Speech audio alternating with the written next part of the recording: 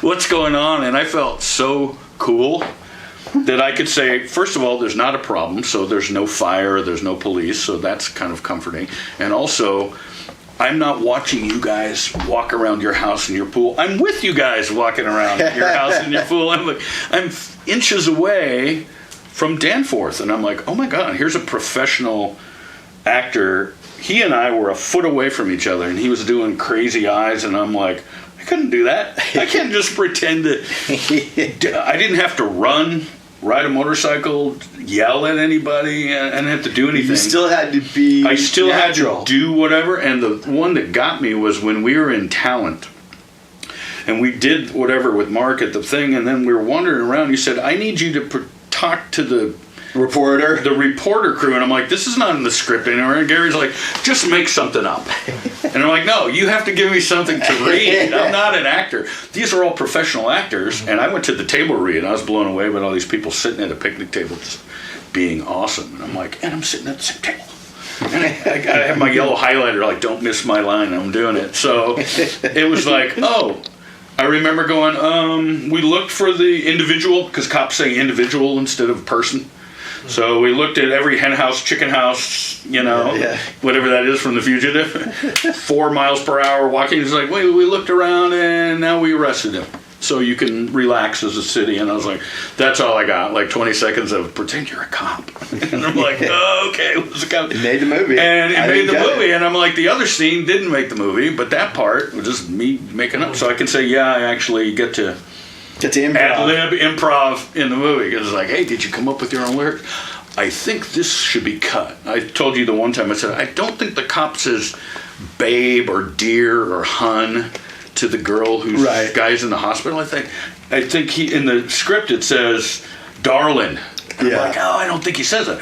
And then the next time I looked at it, they're like, here's some update. And they're like, it's not there. And I'm like, okay, that seems right to me where you were writing it.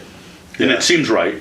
And then later you say, this cop is not so southern-y, sheriff-y cop. He's more regular city guy, so that probably won't fly. And I'm like, yeah, I would say it if it's there. Yeah. But if it's not, I'm like, that seems more comfortable to me. Yeah. And I'm not going to tell the writer-director what to change. Well, but if your actor says this one word here or there, you got to listen. More like this character, because that person's been doing that one character over and over. Well, there's a process of vetting the script. Yeah.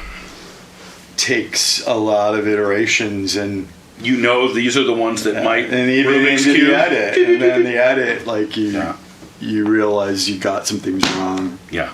And you have to fix them. And your friends go, I watched it, I read this, I saw the Daily or whatever, and you're like, okay, everything feels good in this one part. Feels awkward, like they wouldn't slam the door. Right. This guy's a gentle guy. He would just leave.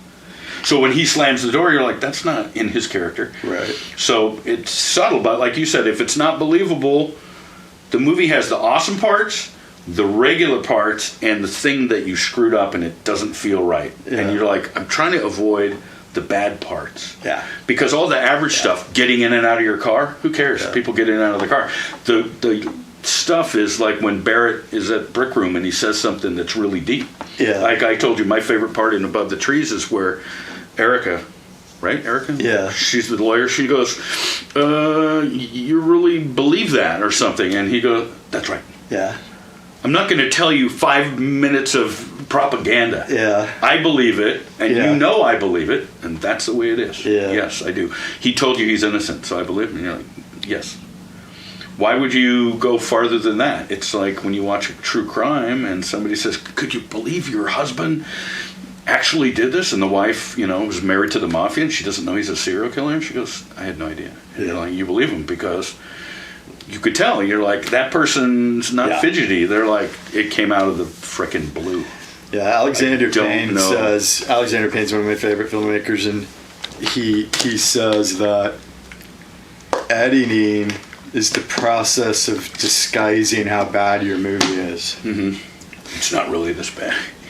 Anything that sticks out in a bad way, it's extraneous. It's your job to cut it. Duplicated it, and you said that scene didn't make it because that was the third version of the same thing. And so you say, okay, there's an extra character.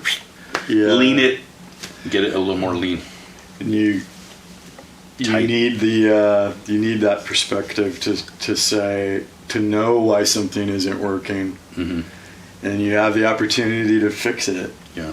And that's the beautiful thing about editing. It's not Shakespeare where it's not all in one. You get to go and edit, and nobody sees the really bad 20 takes where I couldn't get it right. I'm the like, bad takes, or just weird stuff happens. You know, people blink too much, or they. I was a blinker, and Gary goes, "You're blinking a lot." What do you want me to do? He goes, "Don't blink." And I'm like, "Okay, I'll pretend I'm De Niro or Michael Caine or something, and go, okay, I'm not going to blink, and you'll win."